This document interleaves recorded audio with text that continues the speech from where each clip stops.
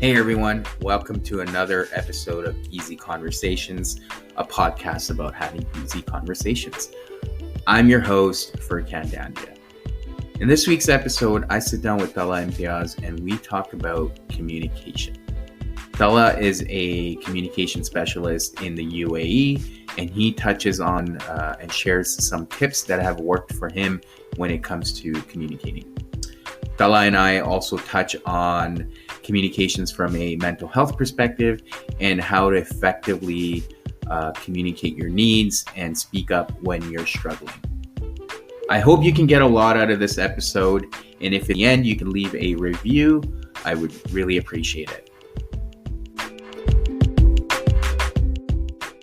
Talha, thanks for joining the podcast. I really appreciate it. I know we've been trying to figure something out. So I really appreciate your patience and willingness to do this. Super grateful. And I guess for us, we haven't really spoken in face to face. Well, this isn't face to face, but still in any form in 21 years. So this is quite the catch up for us as well. But I wanted to give you an opportunity first to introduce yourself, where you're located, and then we'll kind of get things started. Thank you very much, Furkan. Jazakallah. Thank you very much. Assalamu alaikum. Man, 21 years later, we are still, I can still recognize you as a Furkan in school.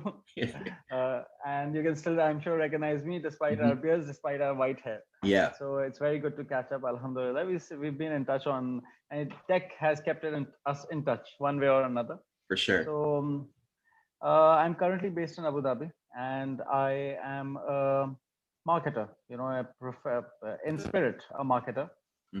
Designation, I serve two roles. I'm mainly a strategist, so I strategize digital marketing for companies, and I'm also a group account director, so I have a portfolio of clients that I deal with. I have a kind of a elevator pitch for what I do, because strategy is just that kind of a term. So here it goes.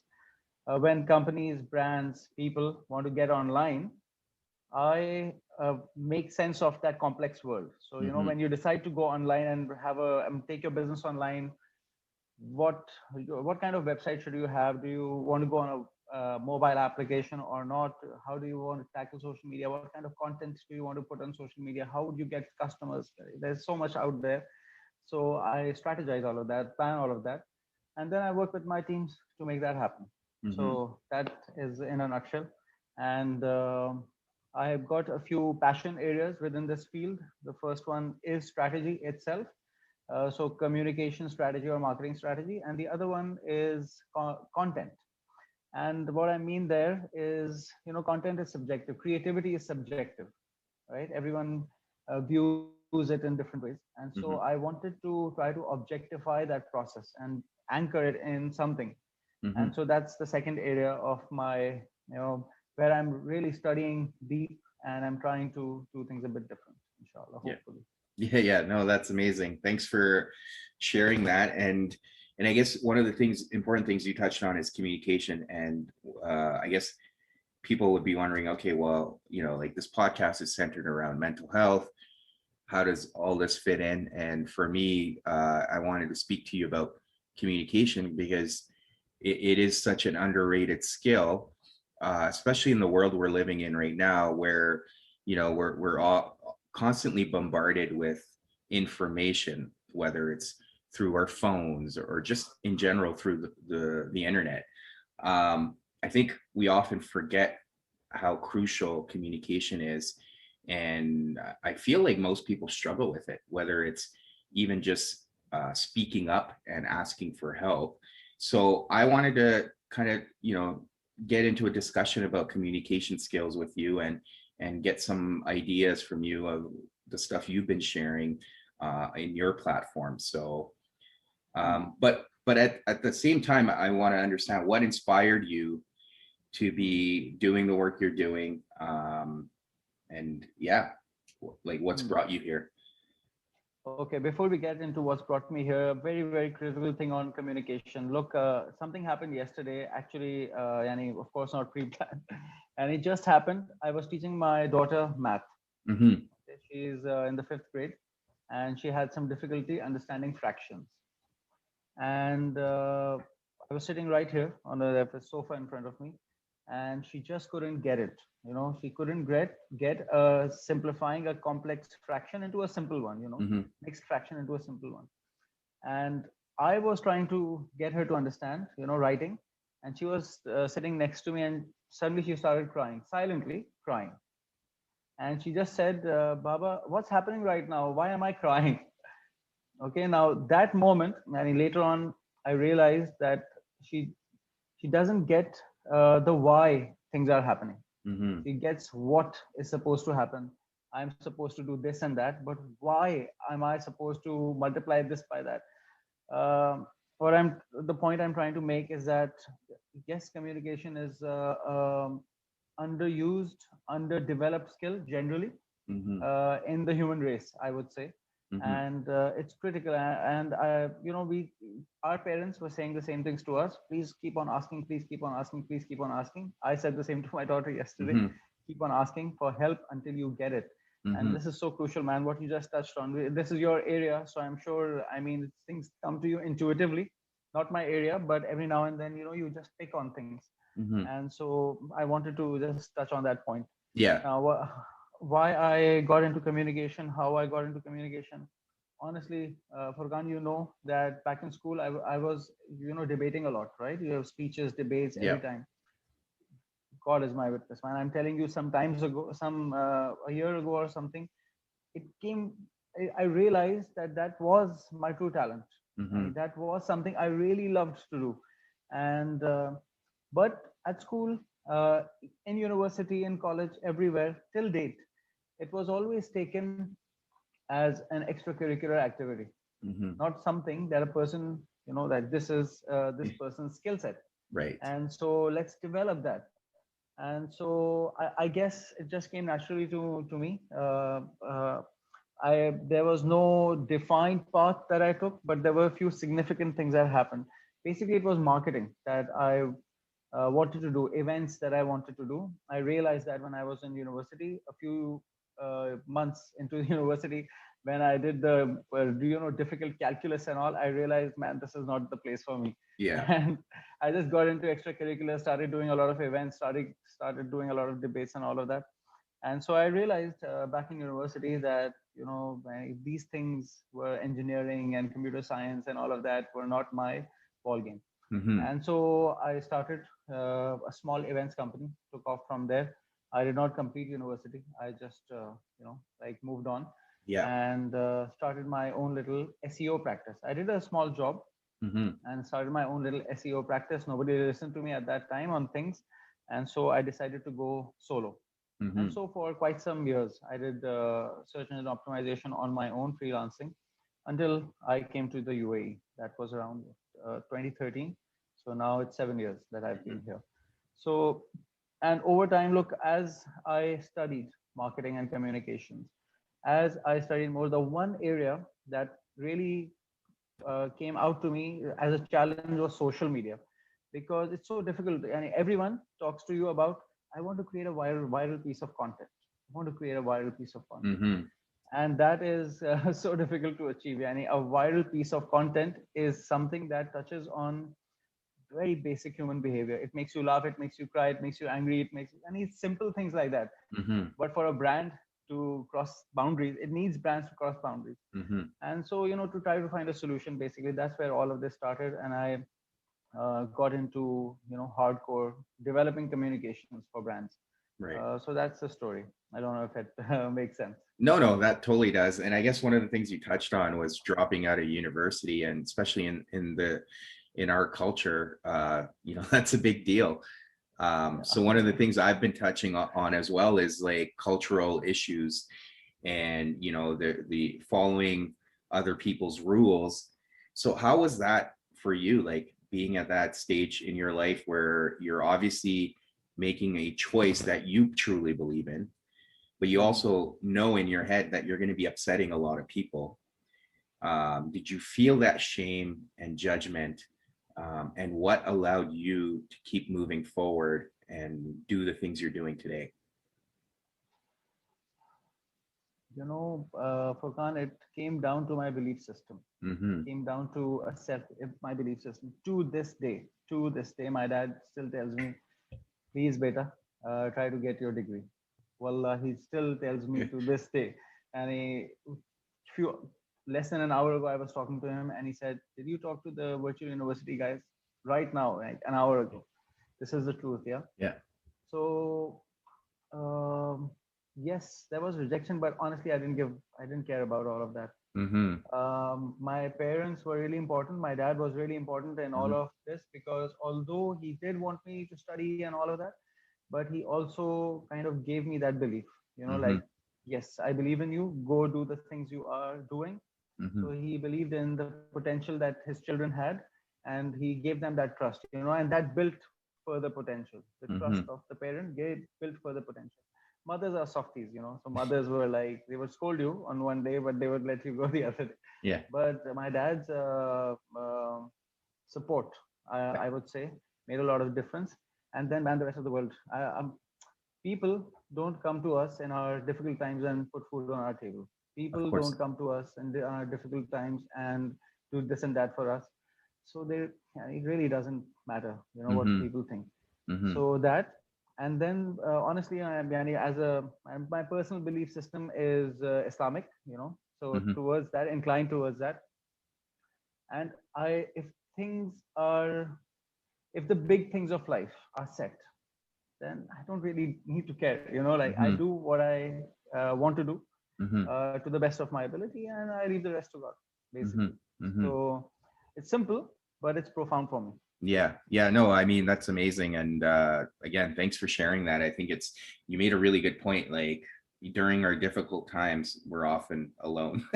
And Often, yeah. yeah, and those are the times where you really need to decide like what matters is your own choices or what other people think. So no, I appreciate you sharing that. And I guess going back to the side of communication, like, I've read some books, like, I don't know if you've read books by Simon Sinek, but he talks about starting with the why, right? And you touched on that with your daughter. I guess in order to get people to buy into your idea, or whether your thoughts or whatever you're trying to influence, if you're not starting with the why, that is often the struggle, right? Because how else do you get True. people to be interested in what you're saying? Can you share like some of the stuff you do, or the practices Hmm. you use in that space? Yes. Um, Whenever we are trying to create communications, Mm-hmm. uh, we are we are creating communicate, whatever the objective of that communication is, get people to volunteer, get people to reduce single use plastic, get people to register to university, or get people to get a credit card, whatever that objective might be. When you get into communicating an idea, you really have to ask why it matters. Let me give Mm-hmm. you an example. It's a very interesting one, something that we did recently. We wanted there's a very large event that happens in Abu Dhabi, that the company I am working in, that we manage that event. It's called the Abu Dhabi Science Festival. Its purpose is to get Mm-hmm. young people, to get interested in STEM subjects. Mm-hmm. And so one of the aspects of that event is that we invite innovators in the country to come and display their projects. Now, in that season, the whole country, it's basically the UAE Innovation Month. So all the Emirates in the UAE, Dubai, Abu Dhabi, Sharjah, everyone is holding these events. And so those innovators, especially the good ones, they are in demand. I mean, everyone is asking them to come and display their projects in their respective areas. So the Mm-hmm. challenge is to get them to be more interested in ours than others, right? Mm-hmm. So we asked, when we started building the communication, we asked, I don't remember the name of that book, but maybe it was Simon Sinek's or somebody else's, where if you want to get to a core desire, you need to keep asking the why question, not once, but 3 to 4 times. Mm-hmm. So we wanted to communicate to the innovators, their parents, and their teachers, right? And we kept on asking the why question to each one of these people, to a set of these people. Why do you innovate? I innovate because I love it. But why do you love it? I love it because of this. But Mm-hmm. why is that? Mm-hmm. You come to a point where they don't have any more answers, and that's where you have reached a core desire. Mm-hmm. So for parents, the core desire was simple: success of their children. It was very simple. I want my children to be successful, so I want them to, if this is an opportunity. For teachers, it's interesting. It was transcendence. Mm-hmm. I want to be remembered by the students because they know batches come, batches go, batches come, batches go. Mm-hmm. So for them, what really mattered was I want to be transcendent. I want to be remembered by these children as having helped them in something that had a long lasting impact on their lives. For children, it was, for the youngsters, it was different. So when we approached the subject matter in these ways, one of the pieces of content we created, or pieces of communication we created, was, discussions reveal we have been there, right? Ninth, 10th grade. What do we care about? Our looks. What are our insecurities? Uh, am I a little bit fat? Am I not running strong enough? Am I not looking cool enough? And Mm-hmm. so on. Mm-hmm. And so we created a piece of communication that started by addressing these things. Do you think you're not beautiful enough? Do you think you're not smart enough? But did you know that Marie Curie was beautiful? Or did you know that Mm-hmm. Einstein was a smart person in his space? You don't. All you know is their legacy. And their legacy was their innovation. Mm-hmm. And so with that, when we started the communication from in our agency in the last 3.5 years, that piece of content is the most successful one that we have ever produced. So long answer to a core principle, which is the why. And the Mm-hmm. why, keep on asking it until you reach the core desire. And once you reach a core desire, then you can address it. Then you can Mm-hmm. address it, and then you can, if that core desire is built on pleasing others, then you can address that and change behavior. If that core desire is self fulfillment, then you can address that and reinforce it. Mm-hmm. But if you don't get there, then you people swipe by. They will just swipe by. That's all. Yeah. Yeah, no, for sure. Thanks for sharing that story. I think it's really important because you've captured a lot of, like, the core desire piece is very important because most of the time people don't know that. I mean, they don't Yes, make that yes, true, connection. They don't make that true. connection. They just tell you what they want or what they need, but they don't know where that ask is coming from until you Very true. dig deeper, right? So Very and true. that's something I learned as well through business school, was asking over and over and over again, until you know what the person wants, like what their Hmm. desire is, because then you can give them a product or a solution that actually appeals to their core desire rather than their initial request. Yes, yes, yes, Yeah. yes. Very true. Yeah. Very true. The subconscious is more powerful than the conscious, Hmm. and yet so much more. It's like the Bermuda Triangle. Yes. Subconscious. You need to Yeah. get into it. Yeah, no, thanks. I guess, I mean, trying to kind of pivoting out from uh, like the why, but getting into being able to express ourselves, or communicating our needs.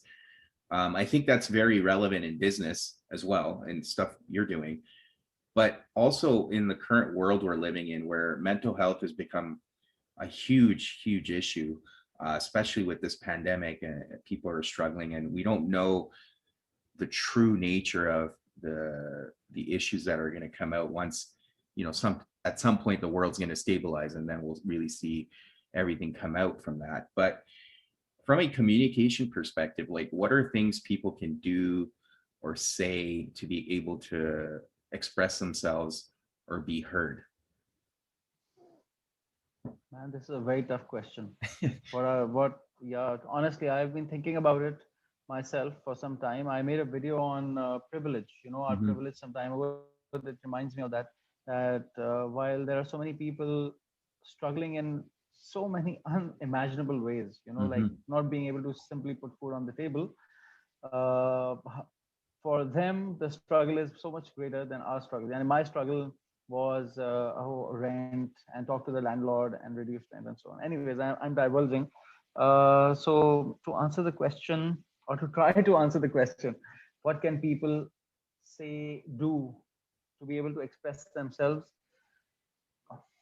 The pressures, I believe, of the society and societal norms are so great, man, that I think it will take more time for people to be able to openly express themselves, Mm-hmm. because still today I think mental health is still stigmatized. Mm-hmm. Still it is stigmatized, and I think our generation, our schooling, the way we came out of school getting slaps and getting beaten, uh, th- this generation is, I don't know if it is mentally more tough because we went through those times, or we learn to just succumb our emotions so well that we are used to it and it comes naturally to us, Mm-hmm. maybe.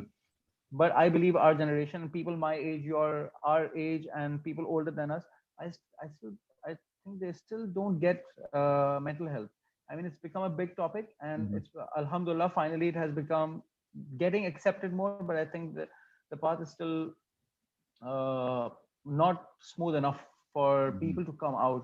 If you were to express your mental health issues in an office environment, how many offices or how many organizations would support you? How many Mm-hmm. organizations would say you need a break, go take a break, relax, go to a health practitioner, get treated? How many would? And Mm-hmm. we live in a corporate, in a world driven on aggressive corporate values, and Mm-hmm. so profitability comes before the human mental health, I think. Absolutely. Yeah. Great. And so I think, man, it's difficult for people. It will remain to be difficult. uh, what do you need? You need courage to be able to come out Yeah. and talk about your mental health issue. But the obstacle you have to finding that courage and expressing, I think they're still very large. And I Mm-hmm. think the fear of rejection, the fear of losing your job, man, simply, if you and losing a livelihood is too great. And Mm-hmm. we are in a world where if you don't have a job, especially in a country like this or our country, from Pakistan, what do you do, man? You die of hunger if Yeah. you and you starve.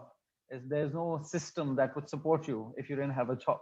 Yeah. So for the majority of the world today, I think it's still a problem, and it will continue to be. The only way people have is to be courageous and come out.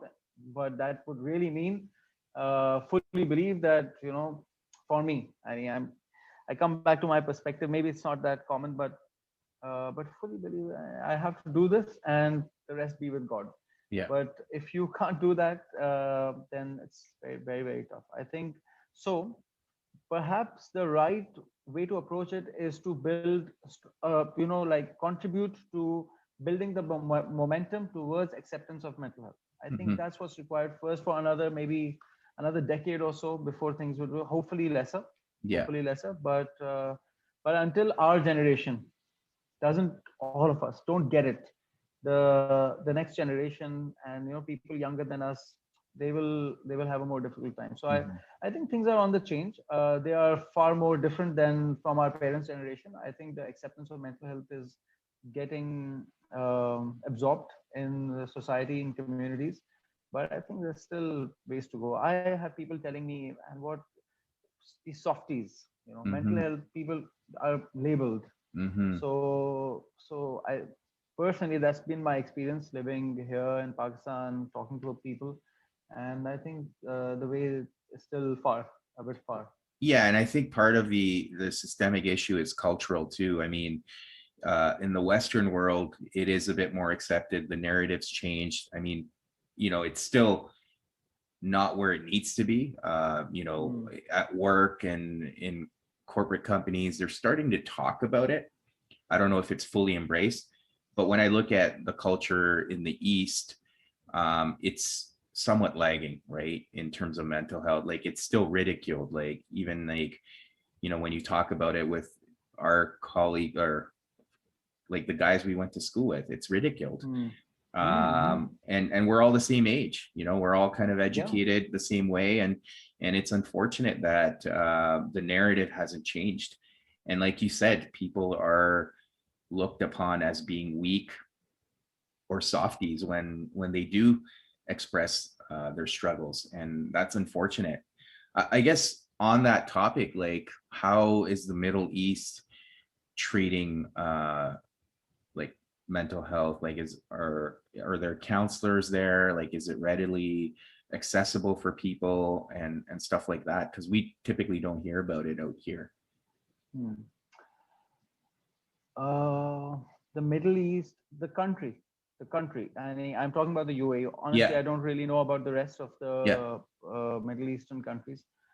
UAE as a country and their leadership do believe that do accept mental health as a Hmm. as an issue, Hmm. and they are taking steps to counter it. I myself have a client, the Department of Community Development. One of their core agendas is mental health, Hmm. and I help them create some content about mental health and for people to tackle it.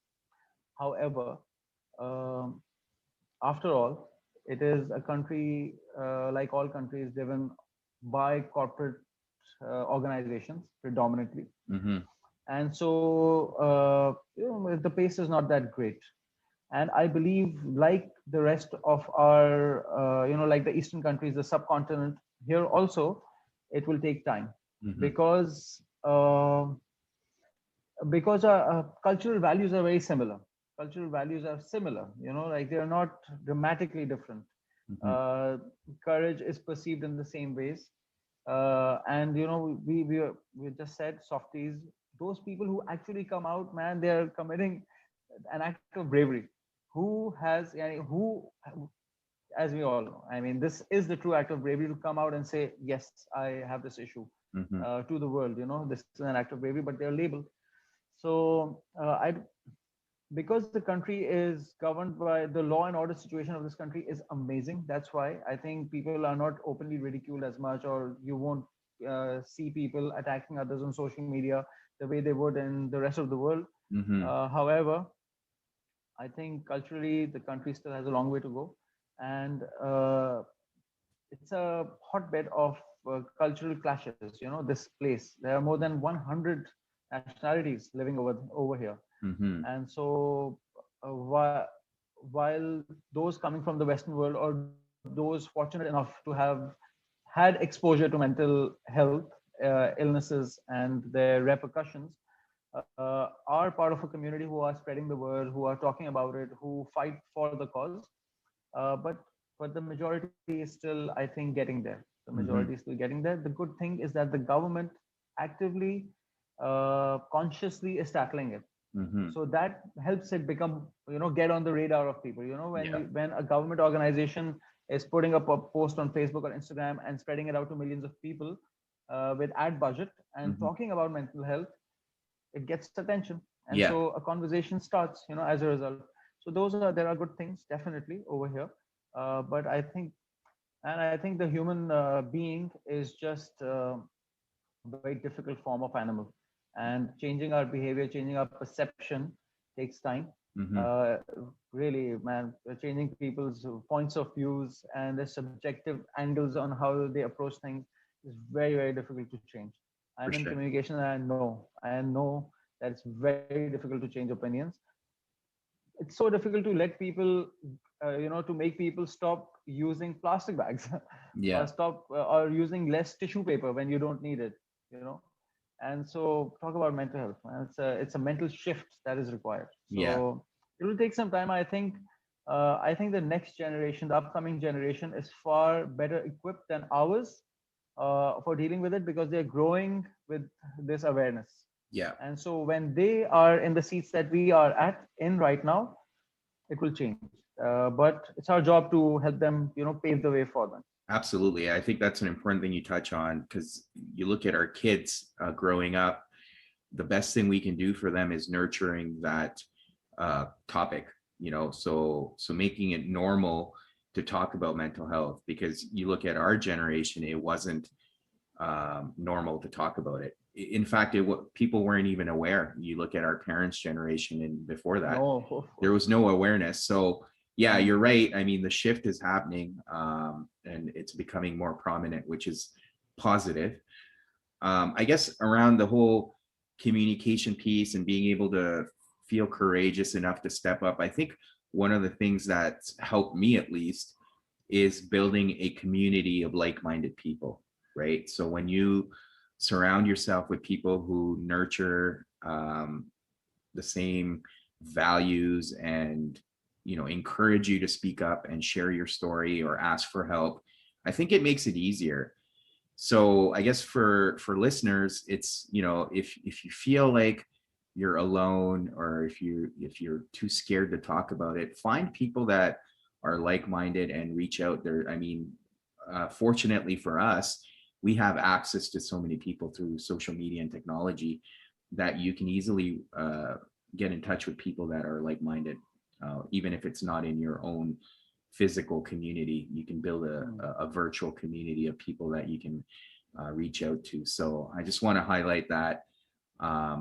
But I think, again, to your point, Talha, like it is finding that courage within us. And if we don't ask for help, then unfortunately we can't really get that help. What you said, Furkan, right now is amazing. Actually, like very, very crucial, man. But like having, finding the right community, and they are available Mm-hmm. online. Just go on Facebook, do a simple search, and you'll find people who would be willing to talk to you. And uh, something as simple as anxiety on a daily basis, or very frequently, even in our corporate lives, even in our office lives, we experience it, right? That's a Mm-hmm. form of a mental health uh, issue. If it's Yes. not, if it becomes a problem, then you can term it as an illness.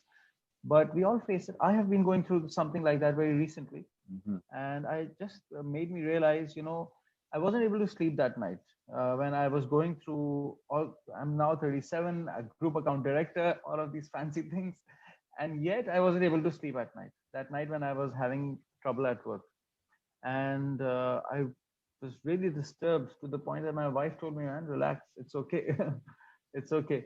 Mm-hmm. Uh, so it's real.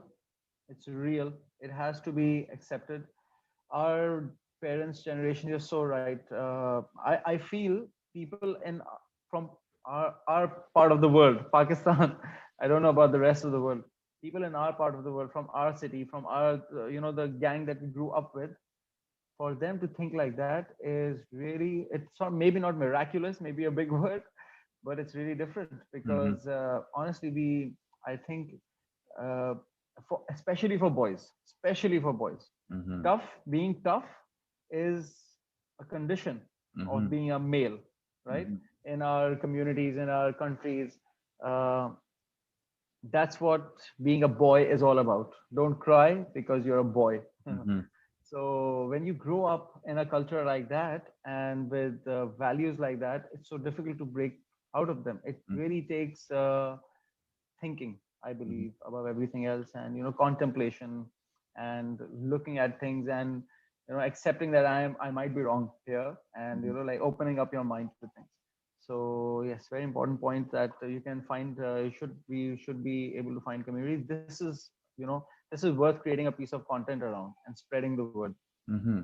That look for communities. It's a very simple thing anybody can do that will really help people. Just being able to talk to somebody and run your thoughts by Yep. and get some feedback helps.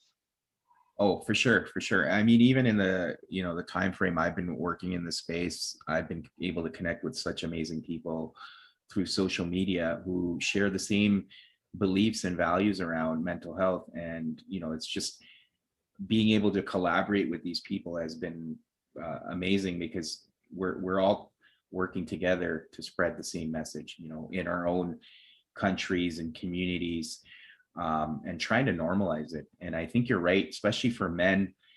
Whether and I, I've had the luxury of being able to grow up in the Western world and in the Eastern world, and it's the Mm. same. The Mm. this the prerequisite of being a male is the same. Like, you're not Mm. encouraged to talk about your feelings. You're not, you're shamed for crying, for being emotional, for being sensitive. And part of the work I'm doing is trying to change that narrative and making it more acceptable, because for years, uh men just kind of bottle things up and pretend to keep it together, meanwhile they're struggling, right? So yeah, I think by having these conversations, we're definitely shifting that mindset of people as well, and Very true. trying to make it normal. And what is the way out for men? In societies, men, what do they do? Either they go into crime or they commit suicide. I mean, they go to the extremes, Hmm. like they just fall out of the grid. Yeah. and and so it's so crucial, man, so crucial to talk about this, I think, and inshallah spread the message Yeah. and get more people involved. Like I said a bit earlier, I think the best thing, our best contribution right now would be to add to the momentum and add to the spreading of this word, and make it normal to talk Hmm. about it. Not eventually it should we should inshallah we come to a point where it's like it's a universal truth like gravity, Yeah. and you don't need to talk about it. You Yeah, just accept it and you deal with it, for and you deal sure. with it. Hopefully that day will come, but until then, everyone's job to contribute to the cause. Yeah, yeah, for sure. Well, I want to thank you again for coming on here, sharing your own story, and sharing a lot of valuable information around communication. I guess for listeners who want to get a hold of you, what's the best way to find you on social media and stuff like that?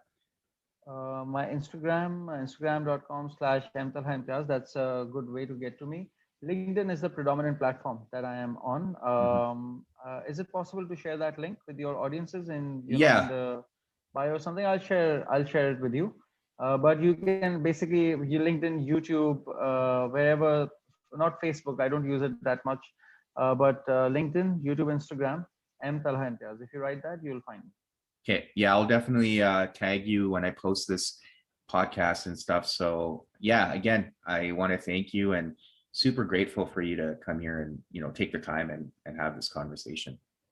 And I've been delighted because I've caught up with you after a long time, and I'm really, really happy what you're doing, mashallah. And I'm with you, inshallah. If you need my help anywhere, anytime, I am one of the people who want to contribute to the cause. So Okay. inshallah, we can do this. Yeah, Inshallah. no, I appreciate that. Well, that's the end of the episode. Thank you again for tuning in and showing your support. Until next week.